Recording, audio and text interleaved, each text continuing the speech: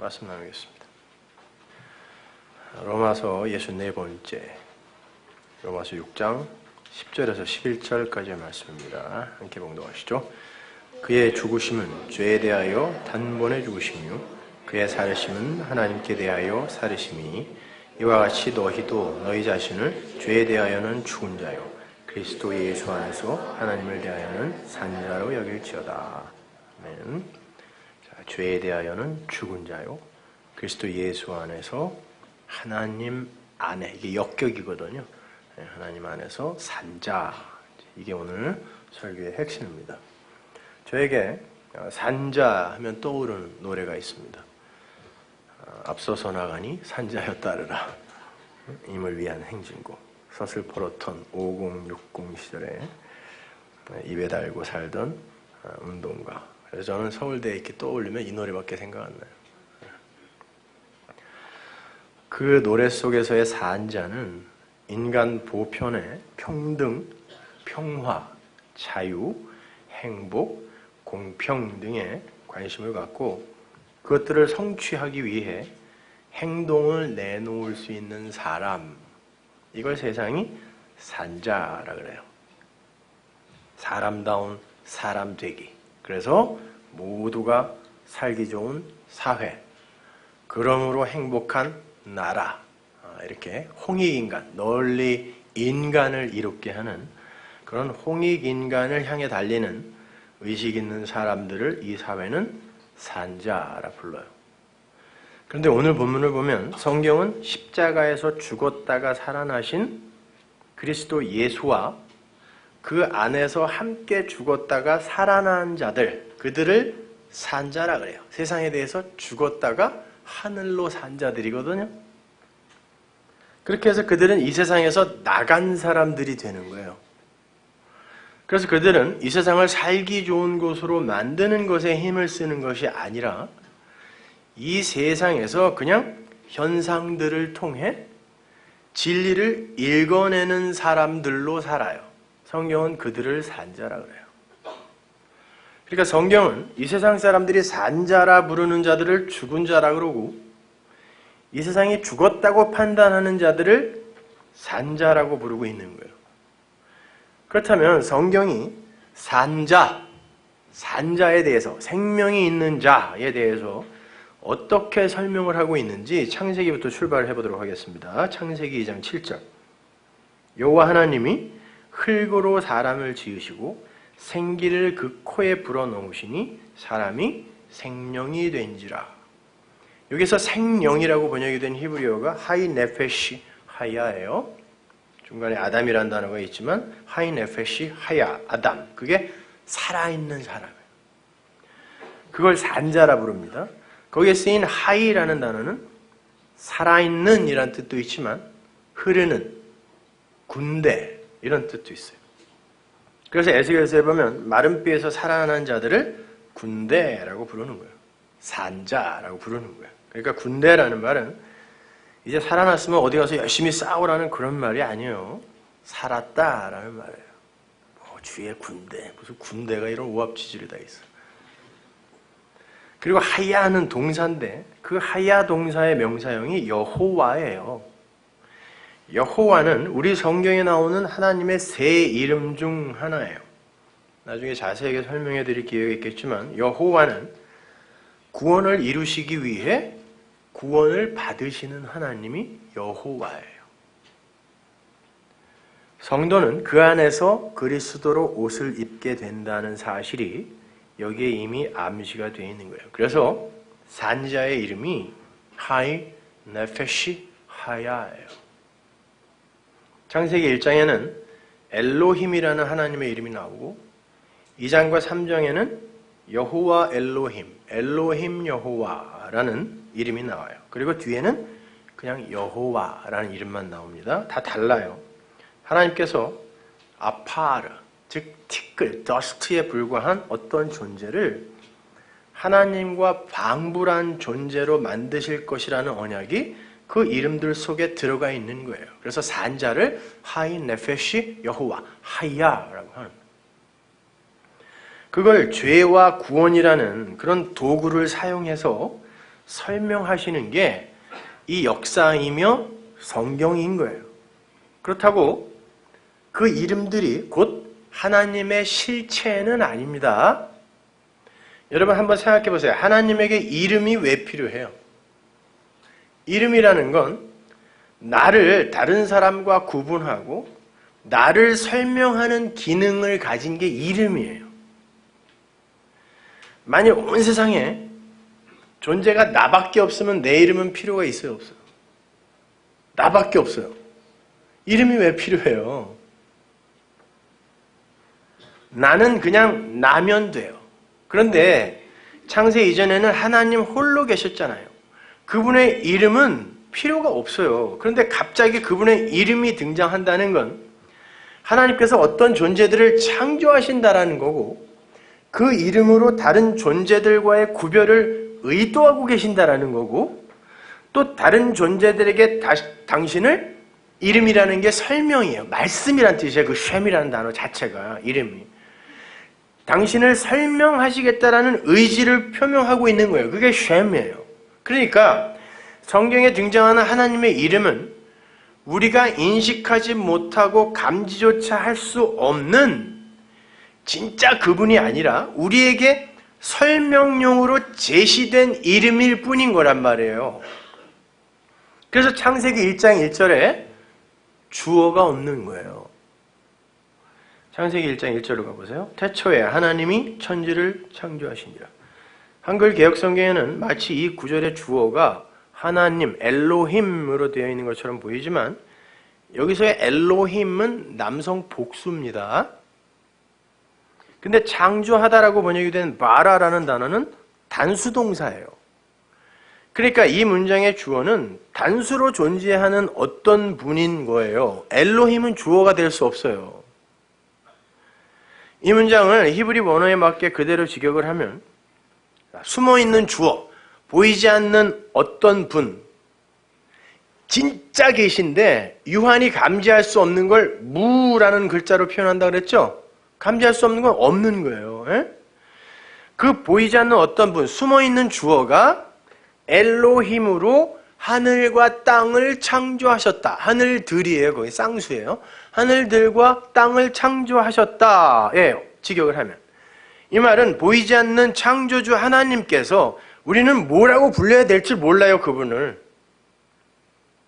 그분께서 피조물에게 설명용으로 주어질 엘로힘 하나님으로 하늘과 땅이라는 형태 속에 창조를 하셨다는 말이에요.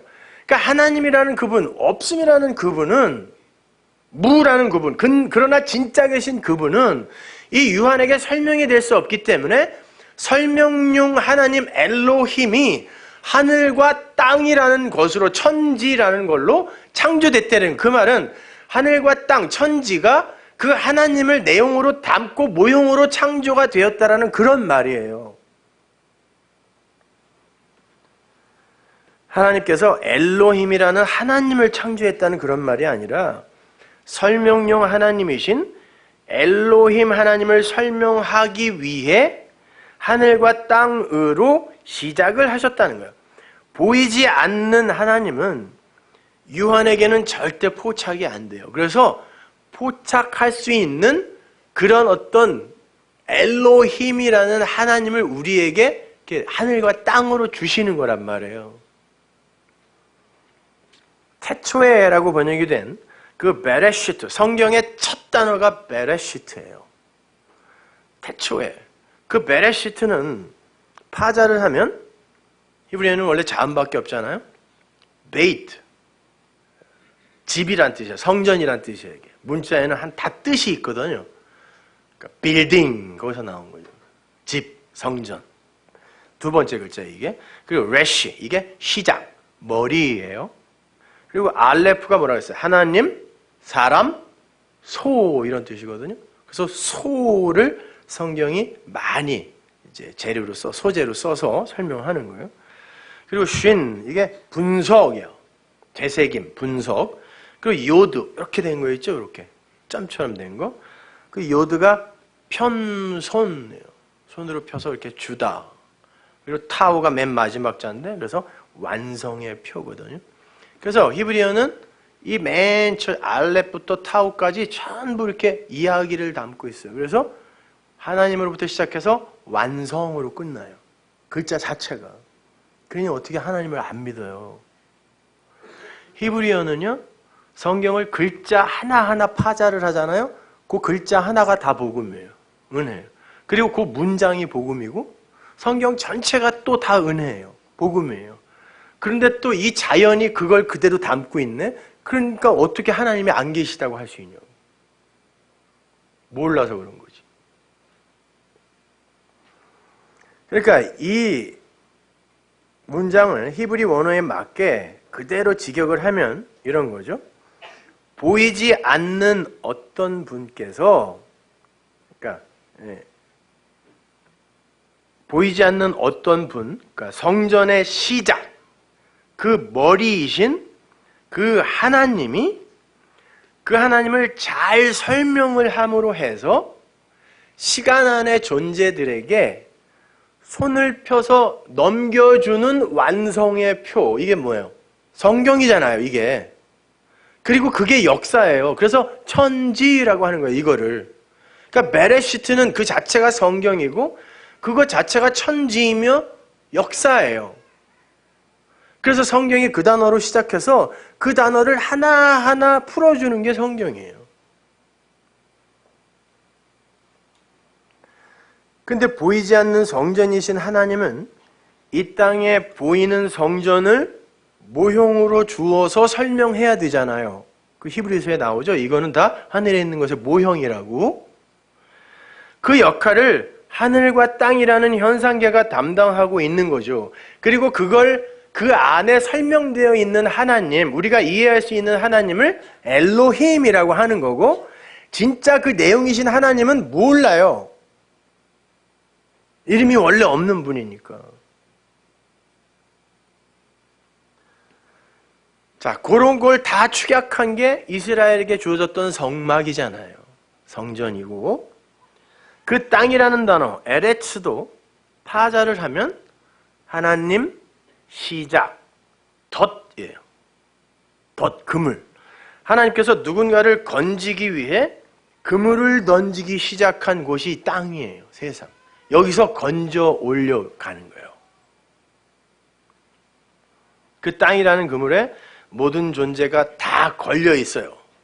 그런데 주인이 그 그물에서 좋은 고기와 나쁜 고기를 갈라서 나쁜 고기는 타는 불 속으로 던지는 거, 이게 예수님의 그물 비유입니다. 다 그물에 걸려 있는 거예요, 지금요. 근데 그물을 던지면 이 바다는 항상 위엔물, 아랫물 중에 아랫물을 상징하는 거예요. 아랫물.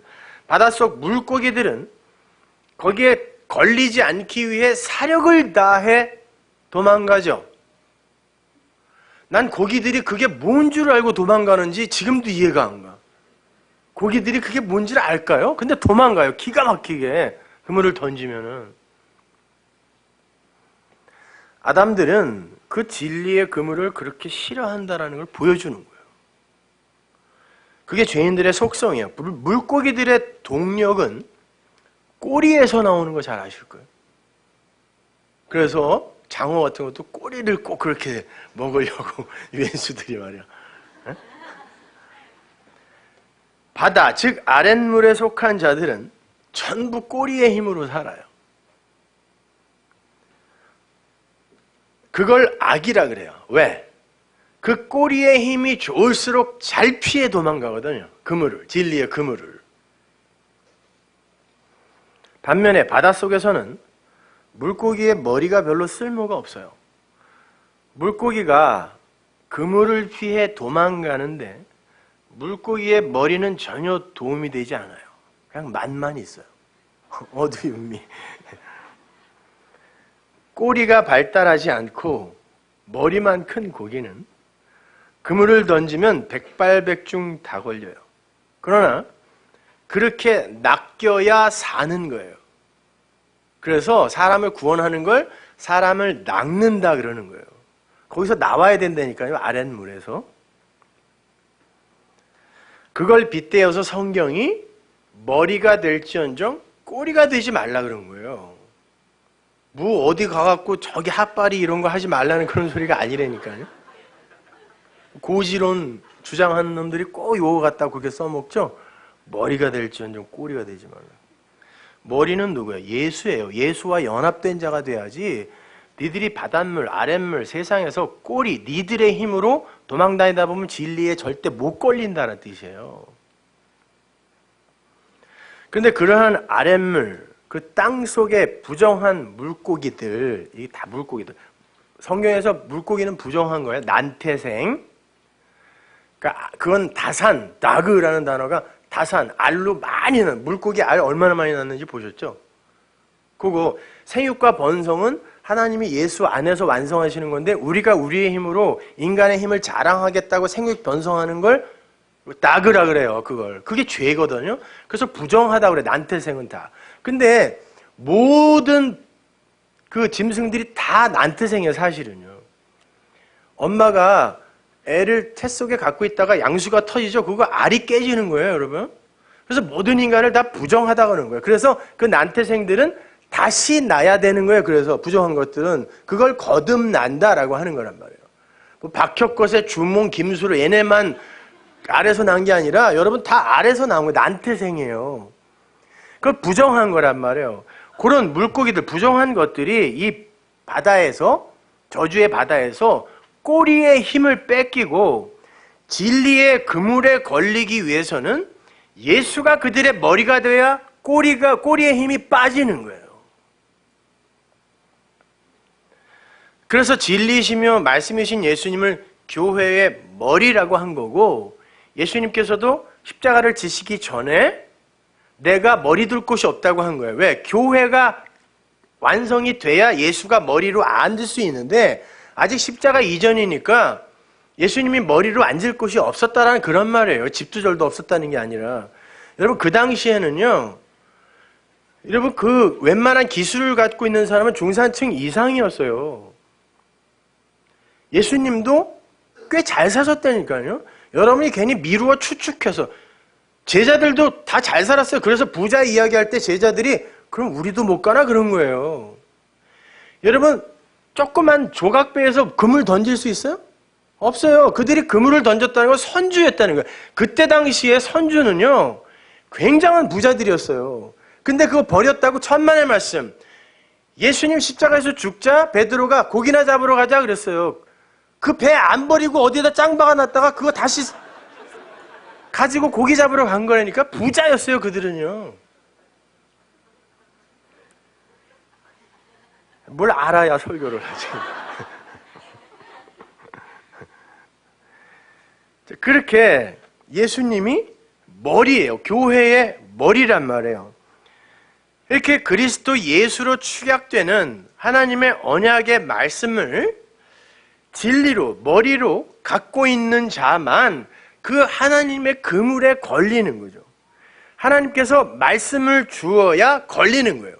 여기서 말씀이 던져지면 그걸 이해하는 자가 예수를 머리로 갖는 거고 그들이 아들이 되는 거고 진리의 그물에 걸리는 거란 말이에요. 그걸 구원받았다, 살았다 그래요. 저주의 바다에서는 꼬리로 다니면서 산 것 같지만 그건 죽은 거예요. 왜? 그건 호흡이 안 돼요. 물고기는 기체 교환을 하지 호흡을 안 한다니까요. 근데 성경에서 산 건 전부 숨을 쉰다 그래요. 호흡한다 그래요. 근데 물고기들 중에 호흡하는 물고기가 있는데 고래, 돌고래. 그래서 그걸 포유류라고 그러지 물고기라고 안 그래요. 어류 아니에요 그건. 호흡을 하는 건 땅의 것이라는 거고 그걸 숨을 받았다, 생기를 받았다, 성령을 받았다, 말씀을 받았다, 그들이 산 것이다, 바다의 것 아니다 이런 뜻이란 말이에요.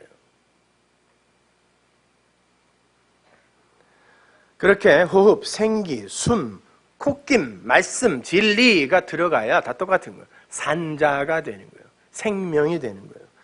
그들이 아랫물인 바다에서 나온 자란 뜻이에요. 거길 애굽이라고도 그러고 소돔과 고모라라고도 그러고 세상이라고도 그래요. 거기서 나와야 돼요. 그래야 숨을 쉬어요. 근데 물고기는 자력으로 숨을 쉴 수가 없으니까 기체 교환만 하니까 하나님이 누군가가 숨을 줘야 돼요. 이게 천국 백성의 창조 메커니즘이라니까. 근데 지들 능력으로 살았다라고 하는 놈들이 뭐냐고 도대체가. 아재 바라아재가 뭐냐고.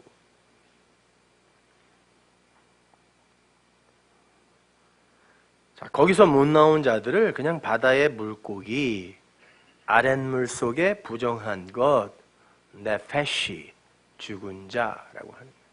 죽은 자. 에스겔서 37장 9절 보세요. 또 내게 이르시되 인자야 너는 생기를 향하여 대언하라. 생기에게 대언하여 이르기를 주 여호와의 말씀에 생기야 사방에서부터 와서 이 사망을 당한 자에게 불어서 살게 하라 하셨다 하라. 이에 내가 그 명대로 대언하였더니 생기가 그들에게 들어가매 그들이 곧 살아 일어나서 서는데 극히 큰 군대더라. 죽은 뼈, 마른 뼈, 더스트, 아파르예요. 가망 없는 것. 거기에 네페시에 생기, 르와흐, 생기, 호흡, 숨, 바람 다 똑같은 말이에요. 그 들어가니까 그 죽은 뼈가 살아나는데 군대가 돼요. 생명의 그 하야가 되는 거예요. 하이가 되는 거죠. 근데 예레미야는 그 콧김, 생기를 코로 불어넣어주는 그 콧김을 이렇게 이야기합니다. 예레미야 예가 4장 20절. 우리의 콧김 생기예요. 코로 들어가는 콧김 숨. 곧 여호와의 기름 부으신 자가 저희 함정에 빠졌으며. 콧김이 뭐라 그래요? 생기가. 여호와의 기름 부으신 자. 이 단어가 메시아예요. 이 단어가 메시아. 기름 부음 받은 자. 메시아.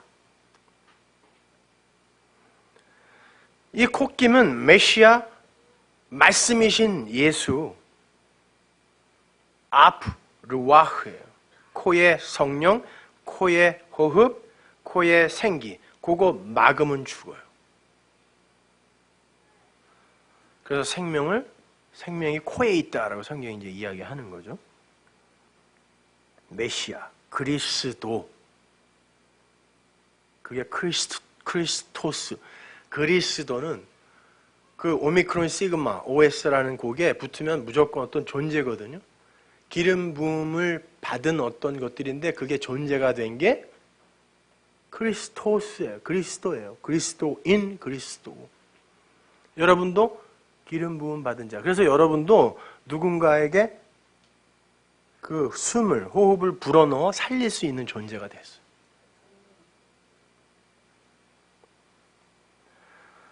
바로 그 그리스도, 생기께서 이 땅에 직접 오셔서 제자들에게 부어지는 장면이 있습니다. 요한복음 20장 22절 보세요. 이 말씀을 하시고 저희를 향하사 숨을 내쉬며 가라사대 성령을 받으라. 숨을 내쉬는데 성령이라고 그러죠. 그래야 사는 거예요, 그게. 이게 오순절날 교회에 성령이 임하는 걸 그 제자에게 12지파를 상징하는 거니까 교회에게 먼저 그림으로 보여주는 거예요.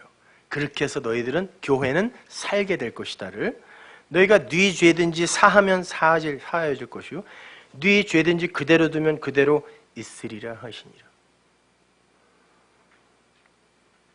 자, 생기, 성령을 불어넣으신 다음에 그 호흡을 받아 산 자들에게 뭔가를 지시하시는데 뭐라 그러냐면 가서 죄를 사하는 일을 하래요. 용서해주는 일을 하래요. 생명을 주는 일을 하래요. 숨을 불어넣으라는 말이잖아요, 그게. 심지어 예수님은 너희가 나보다 더 큰 일을 할 거라 그랬죠. 왜? 그때는 성령이 오시기 전이기 때문에 예수님 때에는 예수님의 말을, 진리를 아무도 못 알아먹었잖아요. 근데 우리 때는 성령이 오셨기 때문에 우리가 말하면 알아듣는 이들이 있다니까 그걸 더 큰 일이라고 하는 거예요. 여기에서 사하다라고 번역이 된 말이 아피헤미, 용서하다, 없애버리다라는 뜻이에요. 없애버리다. 죄를 없애버리는 걸 용서라 그래요. 여러분, 죄가 뭡니까? 하나인 진리를 선과 악이라는 걸로 이렇게 쪼개서 이 세상의 것으로 오도하는 걸 죄라 그래요. 한마디로 말이 없는 상태, 진리가 없는 상태. 이게 나하시, 뱀이라는 단어가 그 말이거든요. 그래서 뱀이 나오는 거예요. 진리를 진리로 못 알아먹고 엉뚱한 관역을 쏘는 상태. 선, 악 이렇게 엉뚱한 관역을 쏘는 상태. 이걸 죄라 그래요. 그렇다면 그리스도의 호흡을 받아서 생명을 받아 산 자, 오늘 본문에 나오는 산 자, 살아난 자들만이 할 수 있는 용서라는 건 단순히 윤리 도덕적인 어떤 잘못을 사해주라는 말이 아니겠죠. 지들이 무슨 권리로, 무슨 자격으로 그거를 해요. 용서라는 건 그 죄를 없애버린다는 뜻인데 우리에게는 그럴 능력이 없다니까요. 그럴 자격도 없고. 용서는 네가 나한테 해코지해서 나 기분 나빠진 거 이제 그렇게 기분 안 나쁘도록 노력해 볼게. 우리는 이걸 용서라고 생각해요. 속으로는 그냥 꿍하고 있는데 그냥 겉으로만 나 기분 안 나빠 용서했어 이런다니까요. 그건 불교인들도 힌두교인들도 이슬람교인들도 다 하는 거예요. 꼭 성령을 받아야만 할 수 있는 게 아니잖아요. 그거는 성경이 말하는 용서는 그것 자체를 없음으로 없애버리는 걸 말해요. 근데 이미 벌어진 걸 없애버릴 수는 없는 거 아니에요? 그럼 방법이 없나요? 있어요. 죄란 법에 의해 규정되는 게 죄예요. 따라서 죄를 용서할 수 있는 길, 이미 있던 그것을 아예 없던 것으로 돌려버릴 수 있는 유일한 길은 그거는 이미 벌어졌기 때문에 법을 없애버리면 돼요. 그러면 죄가 없어져요. 그걸 용서라 그래요. 선과 악의 구조 자체를 파괴해버리는 거예요. 그러면 모든 죄가 사해져요. 그러면 그 죄의 열매인 사망이 물러가죠. 사망은 죄의 삭시니까. 그래서 그걸 산자라고 부르고 그걸 전해주어서 그를 용서하는 자를 살리는 자 그리스도라고 하는 거예요. 콧김이 되는 거예요. 우리가 진리가 되면. 근데 그 일이 언제 일어났어요? 그리스도가 호흡을 성령으로, 숨을 성령으로 불어넣자, 말씀을, 진리를 불어넣자 그 일이 일어나는 거예요. 자, 영은 뭐라고 했어요? 요한복음에서 내 말이 영이요 생명이다 그랬으니까 거기서 영이 성령이에요.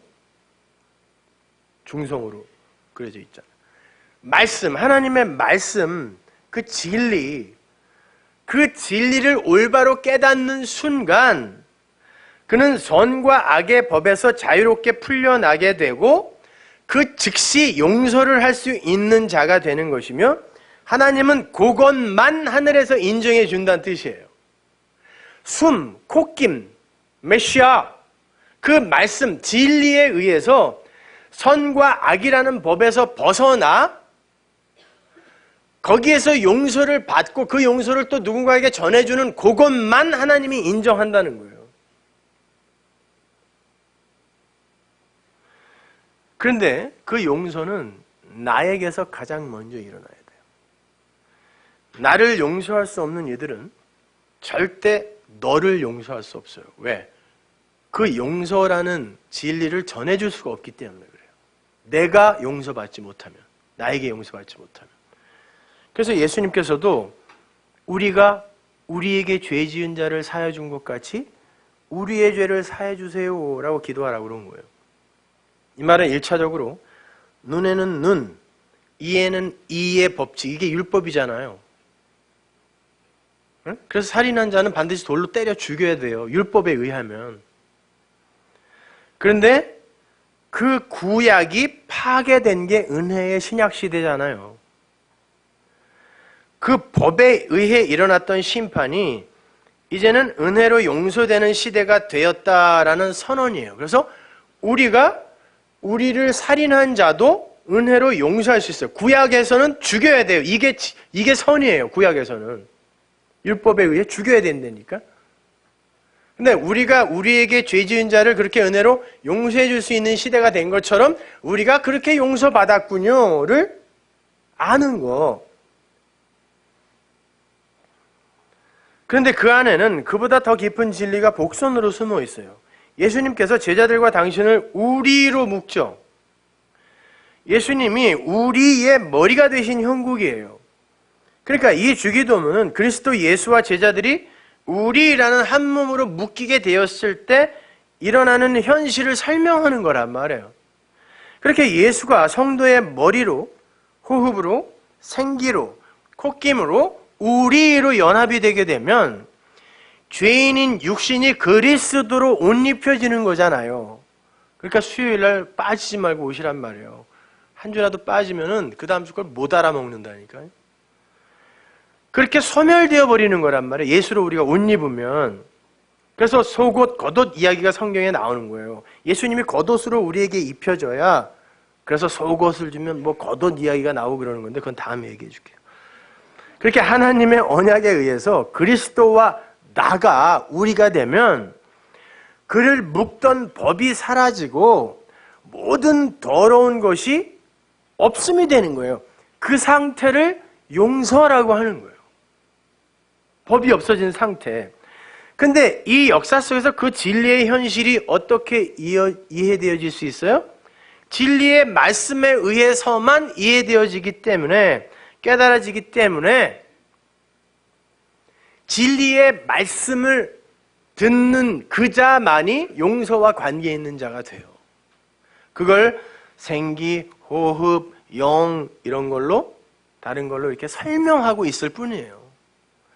그러니까 이런 겁니다. 여러분이 하나님의 언약도 모르고 우리의 처음 자리 인식도 제대로 되어 있지 않던 죽은 자의 자리에서 하나님의 은혜로 진리를 복음으로 받아요. 그 전에는 선과 악의 율법 구조 속에서 자신의 행위나 됨됨이에 의해 자신을 평가하잖아요. 근데 자기 자신은 자기가 누구보다 잘 알아. 아무리 사람들에게 깨끗한 척, 순결한 척 해도 지는 지가 어떤 존재인지 안 되니까요. 그래서 절대 자기를 용서할 수 있는 사람이 없어요. 이 세상에 단 한 사람도 없어요. 근데 진리가 깨달아졌어요. 내게서 법이 사라졌구나라는 진리가 이해되어졌습니다. 예수님이 율법이 되셔서 십자가에서 죽어버리셨기 때문에 나를 정죄할 법이 없어져 버렸어요. 신호등이 있을 때는 신호 위반이 위법이 되지만 신호등 자체가 없어져 버리면 신호 위반이라는 죄 자체가 없는 것이 되는 것처럼 그런 상태가 된 거예요. 그때 나는 과감히 나를 넌 자유야 하고 용서할 수 있는 거예요. 그게 진리를 깨달았다라고 하는 거예요. 바로 그 깨달음이 없는 자는 하늘에서 용서한 자 아니다가 이 세상에서 용서해라. 그래야 하늘의 하나님도 널 사하신다. 이야기하는 거예요. 이 땅에서 묶으면 하늘에서도 묶여. 그러니까 풀어. 그러니까 하늘에서 푼 자는 이 땅에서 자기를 반드시 풀게 돼 있어요. 여러분 자신을 용서하시라니까요. 아니 용서가 됐다니까요.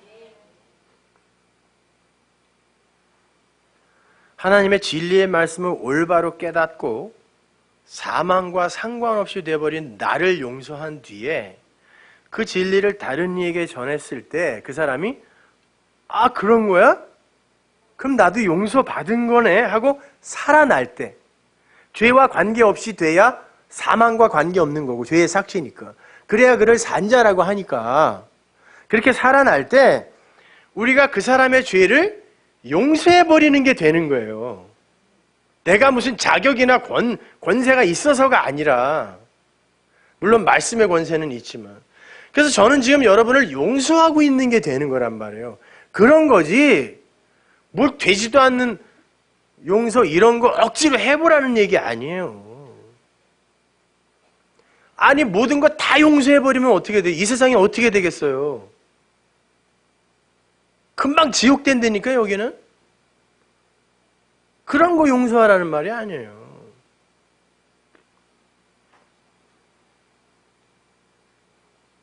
자, 그렇게 해서 죄라는 것과 상관이 없어진 사망과 상관없는 성도가 탄생되는 거고 그들이 생명 있는 자, 산자가 되는 거예요.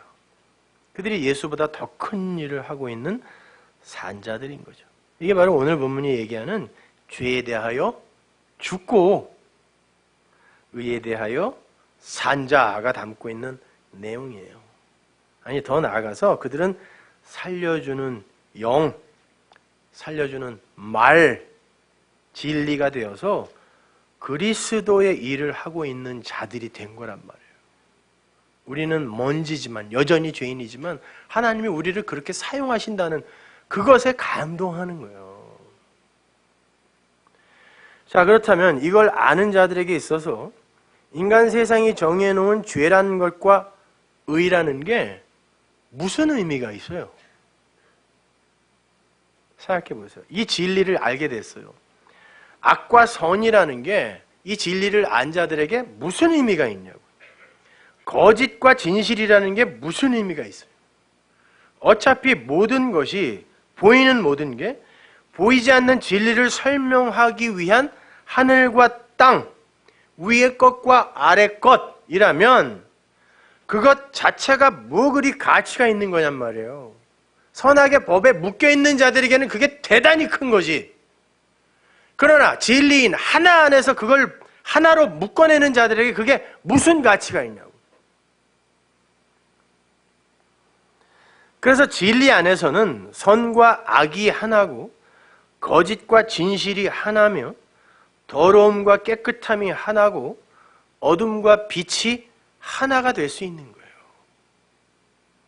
한마디로 진리는 현상계에서 벗어나 버리는 힘을 갖고 있단 말이에요. 그래서 용서가 되는 거예요. 아무것도 아닌 게 되는 거예요. 예를 들어 볼게요. 먼저 여러분에게 여쭤볼게요. 가짜는 뭐고 진짜는 뭐예요? 사람들은 루이비통은 가짜고 루이비통은 진짜라 그러죠. 나이카는 가짜고 나이키는 진짜라 그래요. 근데 재밌는 건요, 그 짝퉁인 루이비통과 나이카는 진짜인 루이비통과 나이키를 정확하게 흉내내고 있어야 돼요. 안 그러면 그냥 다른 상품이지 가짜라고 안 그래요. 근데 세상은 그렇게 진짜를 그대로 흉내낸 그걸 가짜라고 하는데, 가짜 맞아요. 그렇다면 하나님이 보기에 루이비통과 나이키는 진짜예요? 하나님이 보시기에. 아까 우리 창세기 1장 1절에서 봤잖아요. 이 세상 모든 보이는 현상계에 있는 것들은 진짜인 그 무로 존재하는 어떤 걸 설명하기 위해 가짜로, 모형으로 이 세상에 잠시 생겨난 거란 말이에요. 그러면 이 세상 모든 건 다 뭐예요? 가짜, 환상이라 그래요. 그래서 환상이 뭐예요? 잠깐 보였다가 없어지니까 환상이지. 그러니까 이 세상은 영원한 게 아니라 여기를 환상이라 그러는 거예요. 그걸 꿈이라 그러는 거예요. 여기를 영원하지 않기 때문에. 루이비통, 나이키도 가짜예요. 진리를 아는 사람에게 있어서는요. 보이지 않는 진짜를 설명하기 위한 모형으로서의 가짜니까. 따라서 이 현상계의 모든 건 다 가짜예요. 심지어 여러분이 신주단지 모시듯이 심장 가장 가까운 곳에 대고 다니는 성경도 가짜예요. 앞뒤 다 끊어서 요거만 또 이야기하면 안 돼요. 그 속에 담긴 하나님이 진짜예요. 그걸 하나님으로 진리로 못 풀으면 그거가 가짜라니까요. 그냥 로고스라니까. 그거는 그릇이에요. 그거는요. 성경 속에서 그 진짜를 읽어내지 못하는 사람들은 전부 가짜를 잊고 있는 거고, 가짜를 연구하고 있는 거고, 가짜를 신앙하고 있는 거예요. 그렇다면 이제 참과 거짓을 한번 살펴보자고요. 참은 뭐예요? 성경에서 참은 항상 알레테이아인데 그 단어가 진리란 뜻이에요. 그러니까 참은 진리밖에 없어요. 진리 아닌 모든 건 다 거짓이에요. 따라서 성경 안에서 진리를 발견하지 못한 사람에게 있어서 성경은 표피적으로만 보는 성경은 전부 거짓말이 되는 거예요. 그 거짓말을 전하는 자들을 거짓 선지자, 거짓 사도라고 하는 거고 적 그리스도라고 하는 거예요. 진짜 말, 진리를 설명하는 자를 크리스토스라고 하는 거고 적 그리스도는 그리스도와 반대되는 그게 아니라 비슷하게 흉내내는 게 적 그리스도예요. 엔타이 크라이스트. 그러니까 이제 가짜와 거짓은 필요 없는 거예요? 아니에요. 우리는 유 안에 있기 때문에 가짜와 거짓이 없으면 진짜를 못 알아먹어요. 그래서 가짜들이 있는 거라니까요. 여기에. 하나님이 그렇게 현상계의 가짜와 거짓을 사용해서 보이지 않는 진리를 설명하는 거니까. 가짜 성전을 모형으로 주시고 그 안에는 그런데 하나님이 일하는 진짜 성전이 메시지로 들어가 있었잖아요. 근데 하나님은 이건 가짜다 그러고 부수라고 그래요. 그런데 그 안에서 하나님을 진리를 읽어낸 사람들이 있었다니까요. 그들에게 그건 진짜라고요.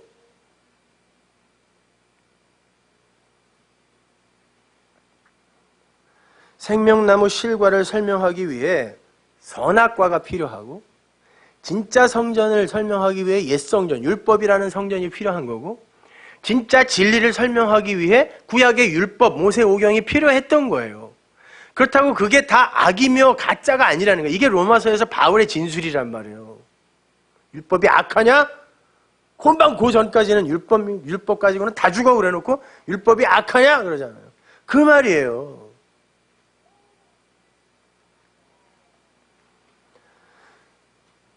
율법을 열심히 지키는 걸 성경이 죄라고 하고 악이라고 하지만 그건 진짜 선을 모형하는 그릇이란 말이에요. 따라서 그것이 진리를 이해하는 데 조금이라도 도움이 됐다면 그것 자체는 악이 될 수 없는 거란 말입니다. 이렇게 생각해 보세요. 우리에게 밤의 광명이라고 이름 붙여진 달이 있죠. 달. 근데 그 밤의 광명은 사실 가짜잖아요. 달은 스스로 빛을 내는 게 아니니까.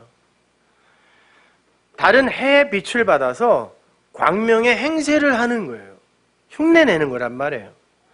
밤에 활동하는 가짜 해예요. 그걸 모형이라 그래요. 그렇게 달은 해가 있다라는 걸 설명하는 설명용 해란 말이에요. 달이 빛나는 걸 보면서 태양이 저렇게 빛나고 있구나를 알게 되는 거. 그래서 이 땅에서는 달과 해가 같은 모양, 같은 크기로 보는 거예요. 개기일식이나 개기월식 보면 정확하게 달이 해를 가려요. 실제로는 크기가 어마어마하게 차이가 나는데 이 땅에서 일부러 하나님이 우리에게 그렇게 보여주는 거라니까요. 크기가 똑같이 가짜로 만들어 놓고 거기에서 해를 봐라 라는 게 하나님이 이 세상을 우리에게 주신, 성경을 우리에게 주신 이유와 목적이란 말이에요.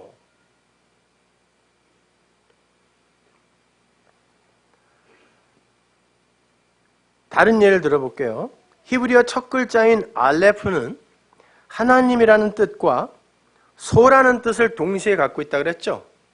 그리고 그 문자는 사람이라는 뜻도 가진 문자예요. 거기에는 아주 심오한 내용이 담겨 있는데 그건 나중에 설명해 드리기로 하고 지금은 하나님과 소에 대한 이야기만 하자고요. 아무튼 그래서 성경에도 소와 그 멍에의 이야기가 그렇게 많이 나오는 거예요. 소는 가짜고 그 안에 담긴 하나님이 진짜인데 인간들이 하나님을 소로만 보면 멸망이다를 설명해 주는 거란 말이에요. 그래서 하나님을 때때로 소로도 이야기하는 거예요. 벳세메스로 법궤, 말씀을 운반하던 두 마리의 소, 하나는 하나님, 하나는 나예요. 교회란 말이에요. 말씀을 운반하고 하나님과 함께 제물이 되어 죽어버리는 거예요. 그리고 말씀만 남는 이야기. 그 벳세메스로 올라가는 두 마리 소 이야기란 말이에요. 그리고 내 멍에를 매라. 그리고 금송아지, 그 금소예요. 송아지 아니에요. 금소 이야기. 이런 것들이 성경에 그렇게 많이 나오는 거란 말이에요. 소는 하나님을 표피적으로 그려내고 있는 것이지만 그 자체가 하나님이 아닌 건데, 율법주의 하에서는 하나님의 하나님의 그 표피적인 겉모습인 소로만 보인다는 거예요. 그걸 상징적인 사건으로 그려놓은 게 금소 사건이에요. 출애굽기 광야에서.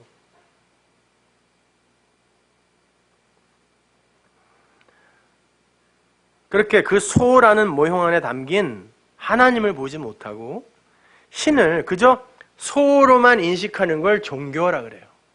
그래서 고등 종교에 소를 그렇게 숭상하는 종교가 많은 거예요. 절간에 법당 외벽에 보면 소 그림이 많죠. 시무도예요, 그게요. 진리를 찾아가는 10가지 단계. 소.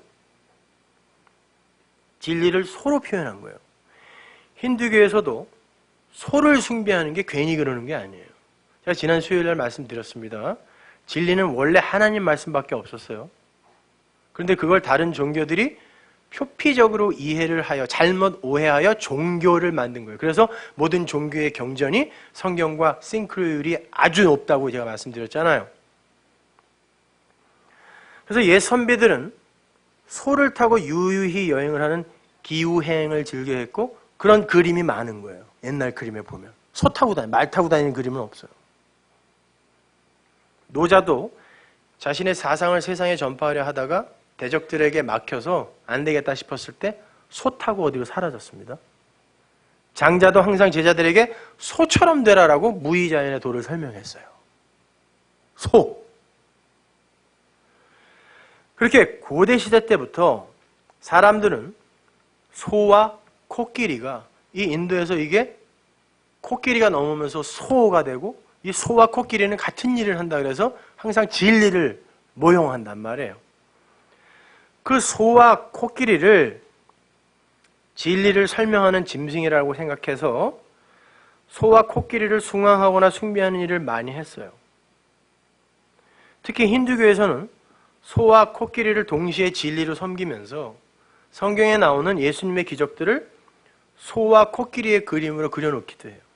그들의 서책을 보면 이적과 기사를, 예수님의 이적과 기사를 소들이 하고 다니는 걸 볼 수 있어요. 그리고 요즘도 소에게 기도합니다. 병 고쳐주세요. 복 주세요. 이렇게. 하나님의 모형이었다니까요, 그게. 근데 성경을 그렇게 소로만 보는 인간들이 여전히 하나님을 소 취급하고 있는 거예요, 오늘날 교회가. 99% 이상 다! 법당에 그려진 시무도 그 수준으로밖에 이해 안 하는 거예요, 우리 하나님을. 힌두교인들 보고 저놈들은 어떻게 소를 섬기냐 이럴 자격 없다니까요, 오늘날 교회가.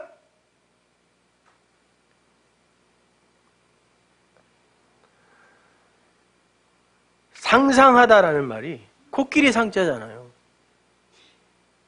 석가모니가 야, 장님 코끼리 만지듯 하지 마. 다리만 만지면 기둥 같고 배만 만지면 천장 같고 꼬리만 만지면 뱀 같고 그거 진리 아니야. 그게 다 모여져야 진리란다. 그래서 상상이라는 말을 쓴 거예요. 코끼리를 생각하라. 근데 진리가 뭔지 모르니까 진짜 엉뚱한 상상만 하는 거라.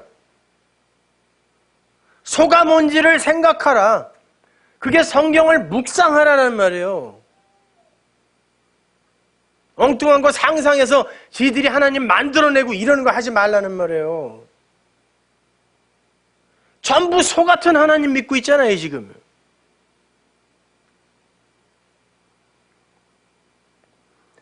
이스라엘의 출애굽 당시에 세상을 대표하고 상징하던 그 애굽 18왕조의 주신이 하돌이라는 암소와 아피스라는 황소였어요. 그 애굽의 주신이. 근데 하나님이 거기서 끄집어내서 이스라엘에게 니들이 믿는 하나님은 뭐니? 한번 만들어봐 그랬더니 걔네들도 소를 만들어내더라는 거예요. 애굽과 니네는 똑같은 놈들이다를 보여준 거예요, 거기서요. 애굽도 소, 니들도 소. 나는 그냥 어딜 가든 음매구나. 나를 위한 하나님. 그 풍요의 신이거든.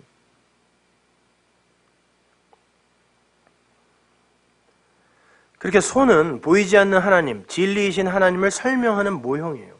그건 심판의 대상이며 저주의 대상이에요. 그 소는 죽어야 돼요. 그래서 율법의 돌판이 그 앞에서 깨진 거예요. 엘리사가 진리를 쫓아갈 때 소를 죽여버리고 태워버리고 먹어버리고 가고. 그처럼 소는 가짜예요. 그러나 진짜인 하나님을 담고 있는 그릇이에요. 그래서 소도 필요해요. 그러나 그 소는 제물로 죽는 소란 말이에요. 그리고 하나님으로 다시 살아야 돼요. 반드시 진리 안에서. 자, 그럼 보잔 말이에요. 힌두교인들이 보는 소는 그저 소지만 저는 그 속에서 하나님을 읽습니다. 여러분도 그 소를 보면서 그 안에 있는 하나님을 읽어요. 진리가 뭔지 이제 알았으니까. 우리는 그 소 속에서 하나님을 상상한단 말이에요, 진짜. 그렇다면 그 가짜인 소가 나쁜 겁니까? 아니란 말이에요. 있어야 된단 말이에요. 그래서 이 세상이 지금 있는 거예요, 이 가짜가. 진리를 알지 못하는 이들에게는 우상이요, 가짜요, 악한 거요, 마귀가 될 수 있지만 진리를 아는 자들에게 있어서 그것들은 보이지 않는 것들의 모형일 뿐이에요. 그래서 그 둘은 하나라니까요. 그래서 그걸 용서라고 하는 거예요. 나에게 아무것도 아닌 게 되는 거라니까. 진리를 설명하는, 모형하는 어떤 것이니까. 그래서 나에게서 선과 악이 다 수용이 되는 거예요. 그게 선악체계에서 벗어난 거란 말이에요. 악하게 살란 말이 아니라. 이렇게 진리 안에서 모든 게 하나로 보일 때 우리는 가난과 부유, 아름다움과 추함, 어둠과 밝음, 이런 것 사이에서 어느 한쪽으로 치우치지 않을 수 있는 거예요. 그래서 하나님 나라에 가면 어떤 얼굴로 태어나도 괜찮아. 우리 청년이 LA에 있을 때 우리 청년이 목사님 몇 살 때로 태어나요? 부활하면 왜 그러냐 그랬더니 성형수술 전으로 태어나면 큰일 나는데 후로 부활해야 된대 자기는. 그런 게 문제가 안 되는 곳, 거기를 하나님 나라라 그래요. 가슴 철렁 내려앉는 사람 많죠 지금. 그렇게 어느 한쪽으로 치우치지 않을 수 있는 그 둘로 보지 않을 수 있는 상태를 하나님 나라라고 그러고 그 진리예요 그게. 근데 항상 그렇게 둘로 보는 거, 관역은 여기 하나가 있는데 항상 둘로 나누어서 이리로 가거나 선으로 가거나 악으로 가는 걸 관역을 벗어나다 하마르티아, 그걸 죄라 그래요. 범죄라는 단어도 파라푸토마이, 옆으로 떨어지다, 옆으로 치우치다라는 거예요. 그래서 C, 길가 밭에 떨어지면 안 돼요. 길가에 떨어지면 안 돼요. 길에서 치우쳐 떨어졌다라는 거거든요. 길이라는 진리에 떨어져야 돼요. 근데 C, 길에 떨어지면 안 되잖아요. 밭에 떨어져야지. 근데 거기선 그런다니까요. 길가에 떨어지면 안 된다 그래요. 그 말은 길에 떨어지라는 얘기예요.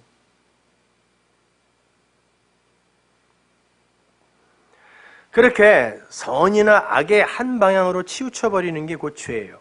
그들이 어떻게 용서를 알 것이며 어떻게 자신을 용서할 것이며 어떻게 다른 이들에게 용서의 복음을 전할 수 있겠어요. 그들이 다 죽은 자들인 거예요. 굳이 꼭대기에 올라가서 하나님의 복음을 전파하라? 이거 다 물고기들이에요. 적그리스도들. 너무 심한 거 아닌가? 아니, 더 욕을 해주고 싶은데 얘는 마음을 잡아갖고 내가 적그리스도들이에요. 그렇게 진리는 모든 것을 하나로 아우르는 힘이 있어요. 그걸 자유라고 그러고 그걸 연합이라고 그러고 그걸 생명이라고 그래요. 하나예요. 그래서 그들은 하나님이라는 실체가 없이 자신들은 존재일 수도 없다라는 걸 알아요. 왜? 하나님이 계시니까. 그래서 우리의 형상, 모양 이런 단어가 나오는 거예요. 달이 해라는 실체를 그리는 것처럼 하나님은 우리처럼 생겼다는 말 아니 무식한 소리들 하지 마세요. 하나님이라는 실체가 없이 우리는 존재일 수도 없다라는 사실도 알지만 그래서 하나님이 아무 때나 자신들을 그냥 흙으로 버린다 해도 그 지옥이잖아요. 땅이, 흙이 흙처럼 그냥 사는 거. 그래서 언제든지 지옥에 흙으로 버리신다 해도 아무런 할 말이 없게 되는 거예요. 그러나 동시에 그들은 진리이신 말씀이 자기에게 들어와서 자신을 하나님으로 연합시켜 내어서 그리스도인으로 창조해 내셨다라는 것도 알아요.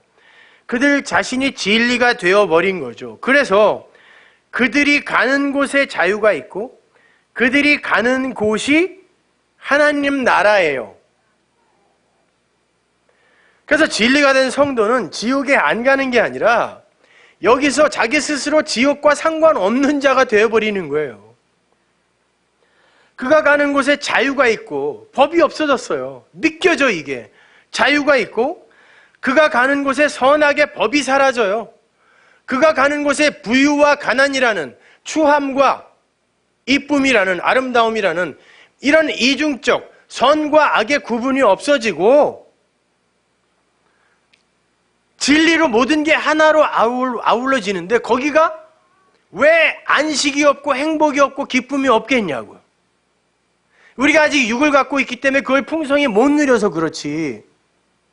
그러면 그 진리가 된 자가 이제 완성이 되어서 그가 가는 곳이 다 하나님 나라가 되는 거예요. 그래서 그 어디나 하늘나라라고 하는 거예요. 근데 그가 지옥에 갔어요? 거기가 뭐가 돼요? 천국이 된다니까? 그래서 그는 지옥에 못 가는 거예요. 관계없는 자가 되는 거라니까요. 그래서 여러분이 이 세상에서 그 진리를 못 알아먹고 법에 묶인 상태로 아무리 착한 일 주렁주렁 매달고 가봐야 여러분은 그 법 때문에 흙처럼 살게 되는 거예요. 지옥이에요. 거기.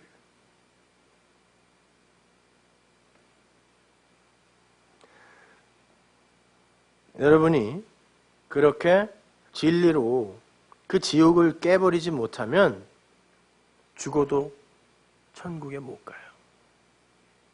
이 땅에서 여러분을 풀어주셔야 돼요. 용서하셔야 돼요. 그게 지옥을 깨버리는 거라니까요. 땅에서 묶이면 하늘에서도 묶여요. 아니, 이건 뒤집어 말해서 하늘에서 푼 자는 이 땅에서 반드시 자기를 풀어주게 돼 있어요. 자유로 들어가게 돼 있다니까요.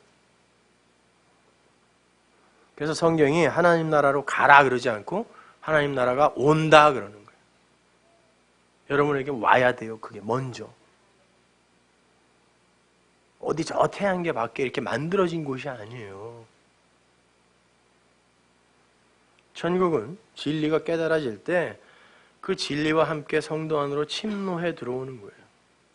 진리와 하나가 된다는 건 하나님과 함께 한 멍에를 진 그리스도와의 연합이 이루어졌다는 거예요.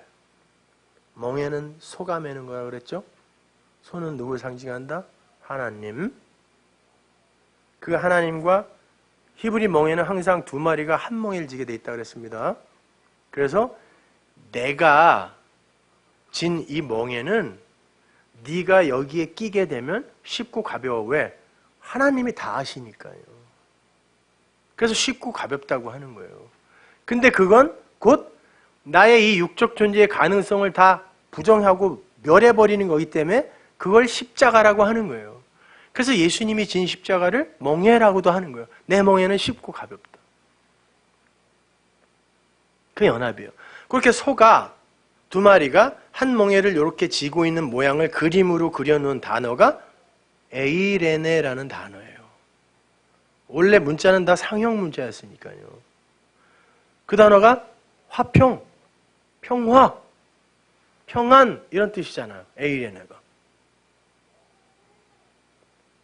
그걸 연합이라 그러고 혼인잔치라 그러고 그 상태를 안식, 화평, 평안이라 그래요. 그래서 내 멍에로 들어오라 그러는 거예요. 하나님이 자꾸 내 멍에로 들어오라. 네가 지지 말라는 거예요. 그렇게 하나님과의 화평을 전하는 자들을 용서하는 자라고 하는 거고, 화평케 하는 자라고 하는 거고, 하나님과 그들을 중매하는 자라고 하는 거고, 마태복음에서 그들을 복이 있다라고 하는 거예요.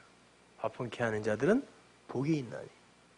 하나님의 멍에로 여러분을 밀어넣는 거예요. 저는 지금 자꾸. 그들이 복이 있대요. 그들이 이 땅에서 푸는 자들이에요. 이렇게 분명 진리가 된 성도들에게 맡겨진 역할이 있어요. 죽는 날까지 죄만 짓고 가는 거 그거 사기, 거짓말이에요. 맡겨진 역할이 있어요. 진리가 되면 진리를 향기로 뿜어내게 돼 있어요. 그래서 살린다니까요. 용서한다니까요. 그렇게 해서 용서돼서 하나가 된 상태를 사랑이라고 하잖아요. 그래서 남자와 여자가 사랑을 하면 하나가 되는 거예요. 성경에도 그 둘의 관계를 하나라고 하고, 그래서 그 관계가 요철이 맞는 것처럼 딱 맞게 되는 거예요.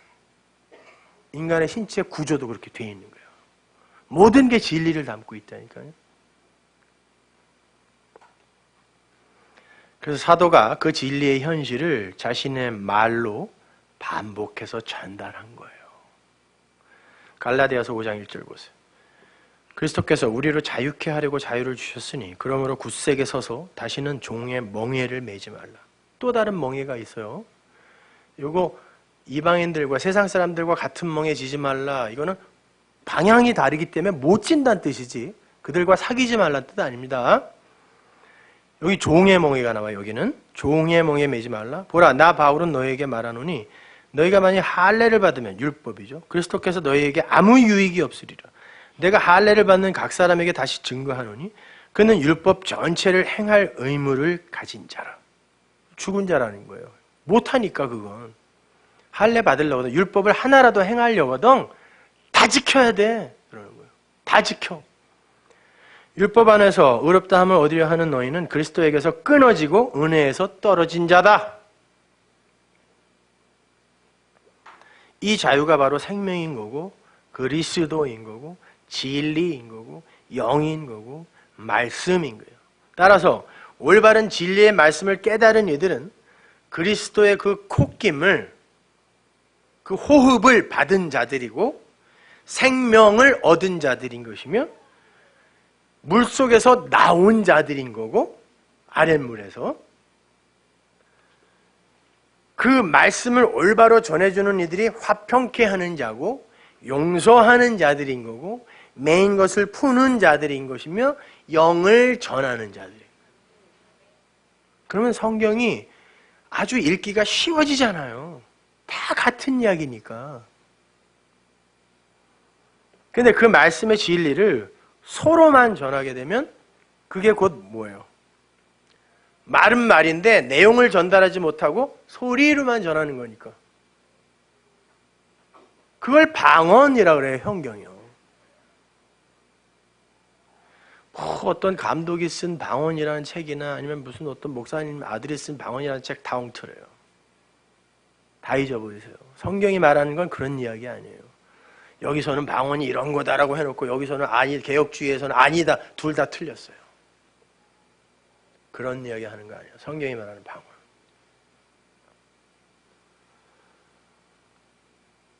잘못된 말, 못 알아듣는 말, 곡해되어진 말, 그걸 설명하기 위해, 그건 비진리라고 하잖아요. 그래서 모든 종교의 방언이 있는 거예요. 중들도 똑같이 방언하고요. 힌두교인들도 똑같이 방언합니다. 모든 종교에 다 있어요. 남묘호랑 개교에도 있어요. 증산도에도 있어요. 그게 하나님의 은사로 주어지는 거면 기독교회에만 있어야 돼요. 근데 절에도 방언이 있고 힌두교에도 있고 이슬람교에도 있고 그건 진리가 아닌 모든 건 기독교도 태반이 진리 아닌 걸 전하고 있으니까 그러니까 거기에도 방언이 있다니까요. 못 알아듣는 말. 아니, 니들 못 알아듣는구나. 랄랄라. 그러는 거라니까요. 그래서 기독교에도 방언이 있는 거예요. 그 진리가 아닌 모든 건 다 방언에 불과하다는 걸 보여주기 위해 모든 종교에 방언을 심어놓은 거예요, 하나님이요. 그러나 그 속엔 진리인 자가 캐치해낼 수 있는 내용이 들어있다라니까요. 쉽게 말해서 방언은 껍데기뿐인 말, 로고스라고 할 수 있고, 예언은 그 방언의 내용인 레마를 예언이라 그래요. fortune telling이 아니에요. 앞에 있는 어떤 일을 이렇게 얘기해 주는 거 이거 아니라니까요. 성경에 나오는 예언은. 따라서 모든 방언, 모든 로고스에는 내용이 반드시 담겨 있어요. 하나님께서 아담에게 생기, 즉 호흡을 줬다는 건 내용을 담은 말, 호흡이 말이라며요. 말이 곧 영이요 생명이다 그랬으니까. 호흡, 성령을 줬다라는 건 진짜 참 내용인 진리, 말을 줬다는 뜻이잖아요. 말씀을 줬다는 뜻이잖아요. 그 말씀이라는 것 자체 어렵게 생각하지 마세요. 보이지 않는 어떤 하나님을 유한에게 보이는 걸로 설명하는 게 다 말씀이잖아요. 그래서 하나님을 말씀이라고 하는 거지, 말씀이 뭐야? 그런 거 고민하지 마세요. 설명하는 거란 말이에요, 하나님을. 우리 수준에 맞게. 그래서 예수님을 말씀이라고 그러는 거예요. 그분이 진짜 하나님의 형상이다 그러잖아요, 사도 바울이. 그래서 말씀이에요. 하나님을 설명하는 거니까. 근데 잘못된 말이 뭐냐고. 그게 텅, 글로사, 방언이라고 번역을 한 거란 말이에요, 그게. 이 혀에서 말이 나오니까.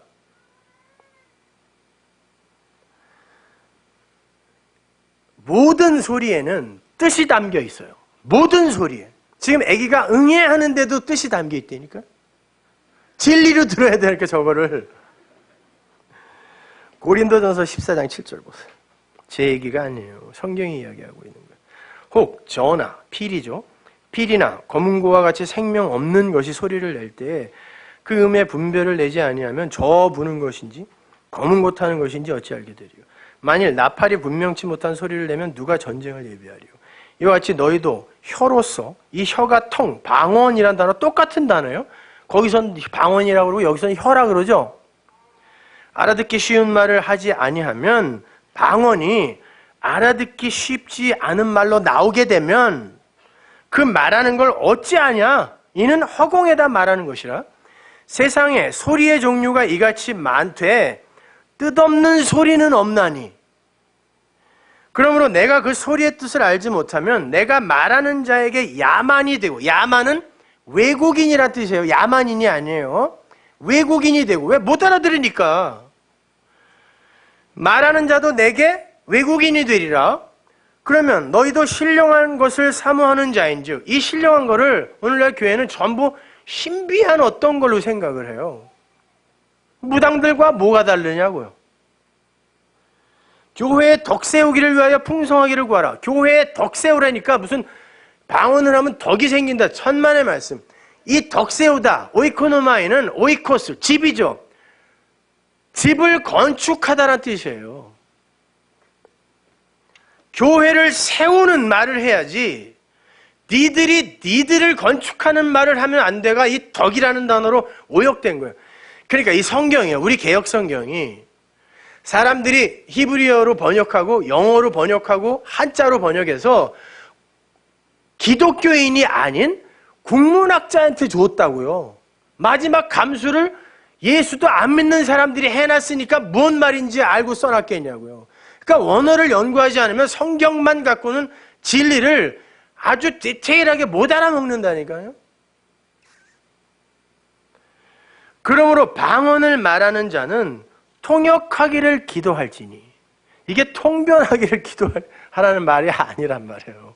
넌 방언만 하냐? 나는 통변도 하는데 웃기지들 말라 그러세요. 여러분, 참뜻, 참뜻이 모든 소리 안에 들어가 있어요.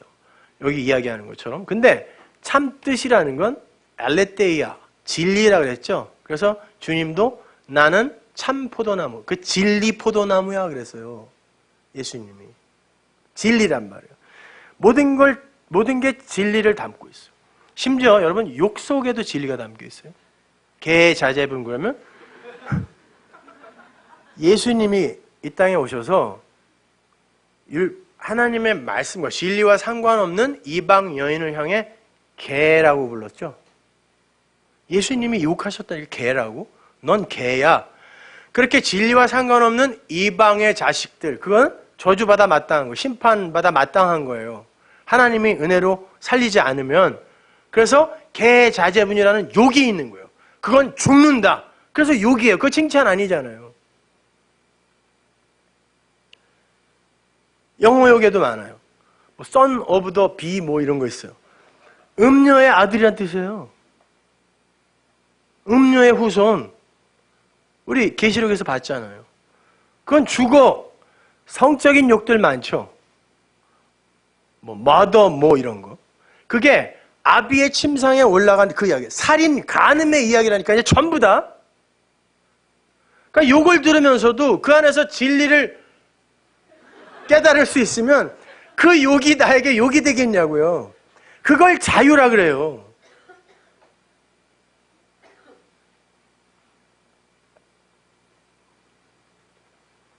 진리를 아는 애들은 그 모든 소리에서 진리를 읽어내요. 그래서 저는 사실 찬송가보다는 유행가 더 많이 불러요. 아니 찬송가 요새 뭐 새로 나와서 누가 선물해줘서 봤는데 쓰레기들이 더 많이 들어가 있어요. 이제는 오히려 사람을 더 미혹하는, 차라리 유행가 중에 은혜 받는 진리의 내용을 담은 게 더 많아요. 고향이 그리워도 못 가는 신세, 언제나 외로워라 타행해서 우는 몸, 나그네요 이방인인 나의 삶을 얼마나 잘, 오늘도 걷는다마는 정처 없는 이 발길, 그러나 아버지 집으로 향해 가는 거잖아요. 너는 상행선, 나는 하행선. 질 모르면 하행선으로 가는 거고. 왜 교인이 뭐 유행가를 들어, 왜 무슨 뭐 이상한 영화를 봐. 그런 거 보면서 진리 깨달으면 뭐가 잘못됐냐고. 근데 단지 믿음 없는 자들이 그냥 그거 갖고 시험 들까 봐 안 하는 거죠. 그래서 바울도 율법 있는 자들에게 율법 있는 것처럼, 그러나 계속해서 그렇게 안 해요. 왜? 그가 진리를 알아들으면 그 다음부터는 내가 진리를 몰랐기 때문에 우리 선생이 일부러 내 수준에서 그렇게 했구나를 알기 때문에 그냥 율법이 있는 자처럼 하면 그게 죄잖아요. 근데 그렇게 해주는 것 뿐이라니까요.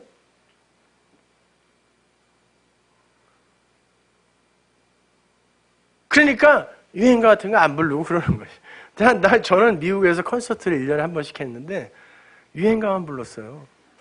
근데 사람들이 그 진리를 못 알아주더라고. 그래서 앞으로 안 하려고 그래요. 아이 어리석은 중생들과 이 땅을 살기가 이렇게 힘드니 빨리 진리들이 되세요. 좀 자유롭게 좀 뭐 좀 하게. 이 비진리들 때문에 뭐 할 수 있는 게 없어. 근데 7절을 보면 생명이 없는 어떤 것들이 내는 소리가 있는데 그 소리는 피리 소리인지 검은 고 소리인지 못 알아듣는다. 그러니까 소리의 문제가 아니라 그 소리를 내는 자가 생명을 가진 자냐 아닌 자가 중요하다는 뜻이죠. 이게요. 소리가 중요한 게 아니에요. 그러므로 네 혀로 알아듣기 쉬운 말을 하지 않으면 그 말하는 게 다 허공에 말하는 것과 같다라고 그래요. 이 글로사, 방언이라는 뜻이란 말이에요. 네 혀가 너의 생명 없음으로 말미암아 방언이라는 어려운 말, 못 알아먹는 말, 생명 없는 말을 하면 그건 열매로 맺혀지지 않고 그건 허공에 던져지는 소리다 그러는 거예요. 그래서 13장에서도 그러잖아요. 1만 마디 방언을 해도 그건 울리는 꽹과리야. 쉬운 말은 그걸 진리로 풀어낸 예언이겠죠. 레마겠죠. 쉬운 말을 하라 그러는 거예요. 진리가 뭔지도 모르면서 성경을 방언으로만 말하면 그게 외국어예요. 글로사가 되는 거예요. 그래서 방언을 말하는 자, 방언이지만 성경을 이야기할 거 아니에요. 로고스를 이야기할 거 아니에요. 그걸 모르고 이야기하는 것 뿐이지. 그러니까 통역을 기도하라. 이게 이해되어지고 그 이해되어진 진리만 전해지게 해주세요가 방언하는 자들아, 로고스로 말은 할 줄 아는 자들아, 내용은 모르는 자들아, 이게 네 안에서 통역이 되어 이해되어지게 해달라고 기도하라는 뜻이에요. 무슨 통변을 하게 해달라고 기도하라는 게 아니라, 그래야 예언을 할 거 아니에요. 그래야 레마를 전할 거 아닙니까? 그러면서 뭐라고 하냐면 그게 신령한 것이다 그러잖아요. 그러니까 신령한 것이 뭐예요? 14장 1절에도 나오죠. 신령한 것을 구하라. 무슨 성령 집회 이런 데서 일어나는 그런 것들 구하라는 말이 아니라 방언으로 그칠 수 있는 하나님의 말씀을 잘 이해하고 통역해서 진리로 받아들여 그걸 진리로 전할 수 있게 해달라는, 그게 신령한 것을 구하는 거라고 바울이 얘기하잖아요. 여기요. 제 얘기가 아니라. 그걸 근거로 위로 올라가 보세요. 14장 4절. 방언을 말하는 자는 자기의 덕을 세우고 예언하는 자는 교회의 덕을 세우느니. 덕을 세우다. 이 오이코노미가 건축하다라는 뜻이라고 그랬죠. 방언, 로고스로, 그러니까 말을 전하긴 전해요.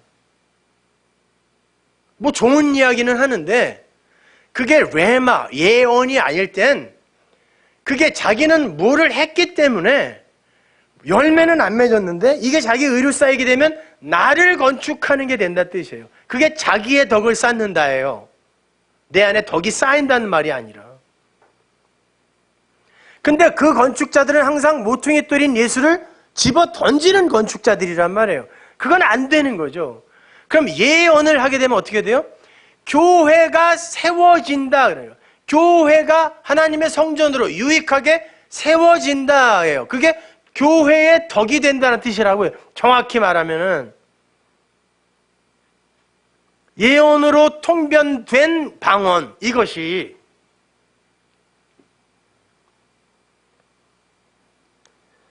성경을 방언으로 소로만 읽고 전하는 자는 자기의 건축물을 세우는 거예요. 엉터리 말을 전하는 자는 자기의 의만 건축하는 꼴이 되고, 진리를 전하는 자는 교회를 세우는 자, 참성전을 이해하고 그 참성전을 설명하는 거니까. 아, 그게 내가 성전이네요. 이게 성전으로 지어져 가는 거란 말이에요. 하나하나 벽돌들이 들어오잖아요. 여러분이 육적 성숙을 이룬다는 뜻이 아니라 교회를 세우는 자, 용서하는 자, 화평케 하는 자, 살리는 자가 된다는 말이에요. 그래서 바울이 그 다음 절에서 난 너희가 다 방언 말하기를 원하나 특별히 better than 예언하기를 원한다 그러는 거예요. 왜? 로고스로 말하는 건 다 누구나 해야 되잖아요. 그러나 그게 예언으로 나오지 않으면 그건 네 의로 쌓일 수 있으니까 이게 통역이 되어서 나에게 예언으로 오게 해주세요. 그리고 내가 예언으로, 레마로 전할 수 있게 해주세요. 이 기도하라는 뜻이에요. 방언하기를 구하라는 게 아니라. 에?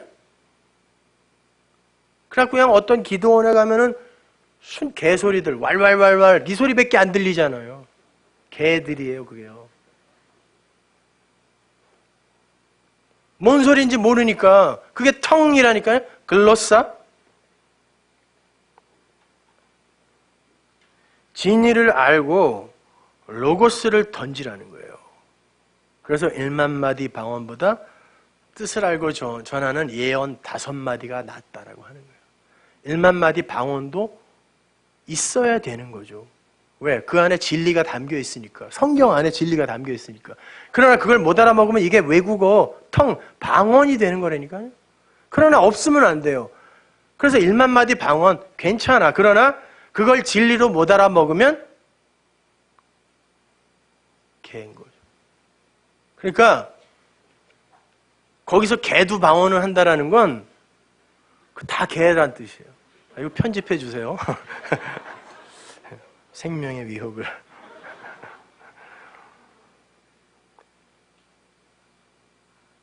그리고는 그 다음 어구가 이렇게 이어지죠. 교회를 건축하기 위한 통역이 없이 방언만 말하는 자는 예언하는 자가 아니다 그러잖아요. 그러니까 고린도서의 이야기는 방언을 해라 말어라 이런 얘기에 관심이 없어요. 아예. 진리가 담기지 않은 뜻도 내용도 모를 외국인의 방언, 그건 말씀도 아니라는 거예요. 그러니까 우리의 소리와 글로, 방언으로, 로고스를 진리로 전할 때에는 반드시 진리로 통역이 된 상태에서 전해라 라는 거예요. 그게 생명 있는 성도니까. 왜? 그게 생기, 말을 받은 자니까. 그래서 생기, 성령, 말씀, 진리를 받으면 텅을 하는 게 아니라 실제로 진리를 이야기하게 되는 거예요. 오늘날 기독교는 거꾸로 알고 있는 거예요.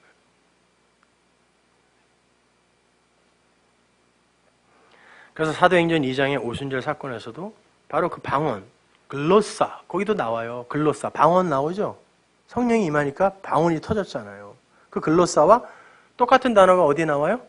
성령, 불의 혀, 이 텅이 글로사에 똑같은 말이에요. 인간들의 방언과 불의 혀, 진짜 하나님의 불에서 나온 그 텅, 그 말이 대조가 되고 있어요. 근데 말이 성령이 임했잖아요. 불의 혀처럼. 그렇게 임하니까 어떤 일이 일어나요? 15개 외국에서 온 디아스포라들이 이걸 어떻게 번역을 하여 자기가 자기 나라 말로 알아듣더라. 바벨론의 저주가, 바벨탑의 저주가 거기에서 텅으로 갈라졌잖아요. 못 알아듣는 말로. 성령에 의해 거기서 회복이 되는 거예요. 저주가 은혜로 회복이 되는 거라니까요. 그래서 구약에서 그 저주받은 율법, 소로만 읽혀졌던 율법에 의해, 계명에 의해 3,000명이 소만 들었다가 도륙당한 그 3,000명이 이 불의 혀, 글로사, 진짜 글로사가 와서 이게 통역이 되니까 3,000명이 살아 올라오는 거예요. 베드로가 그 불의 혀, 텅을 받아서 예언으로 던졌더니, 설교를 했더니 3,000명이 살아 올라와 교회로 성전이 건축되더라. 그게 방언의 이야기예요.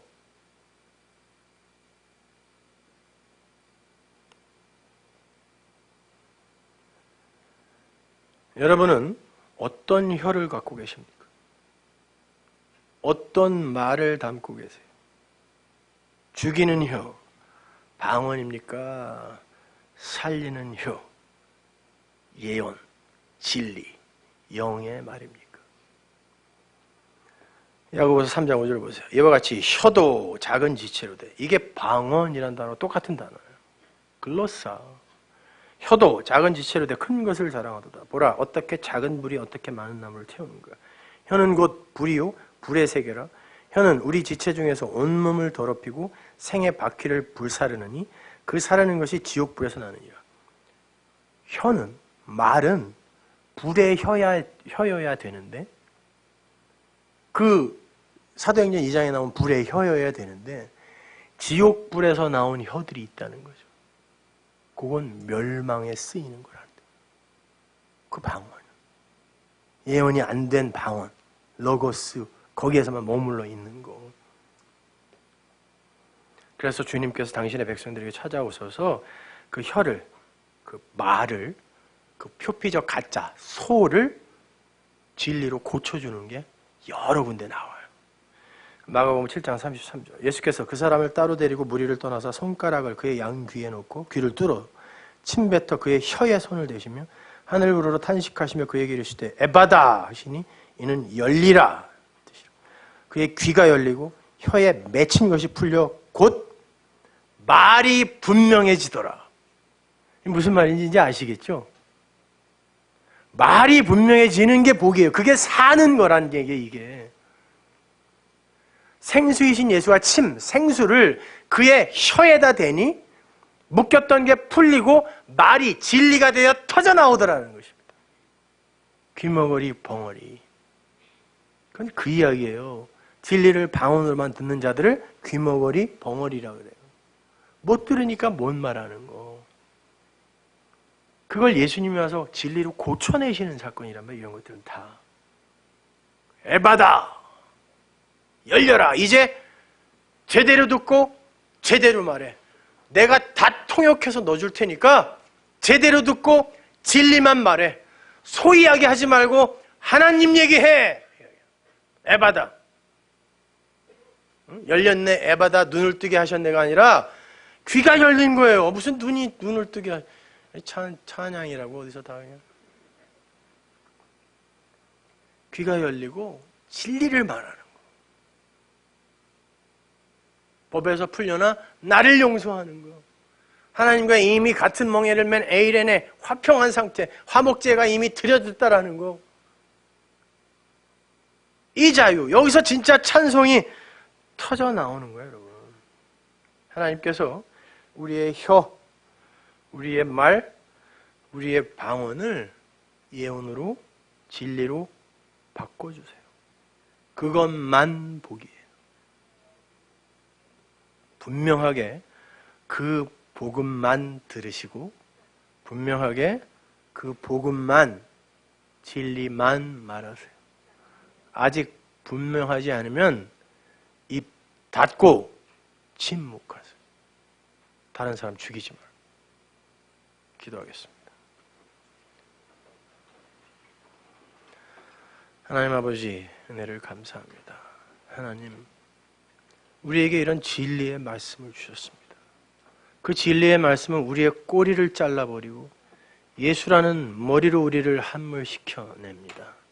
하나님 이것이 복음이고 진리일지인데 하나님 이 세상의 기독교는 나의 꼬리를 더 강화시켜달라는 그런 엉뚱한 소리를 외쳐대고 있습니다.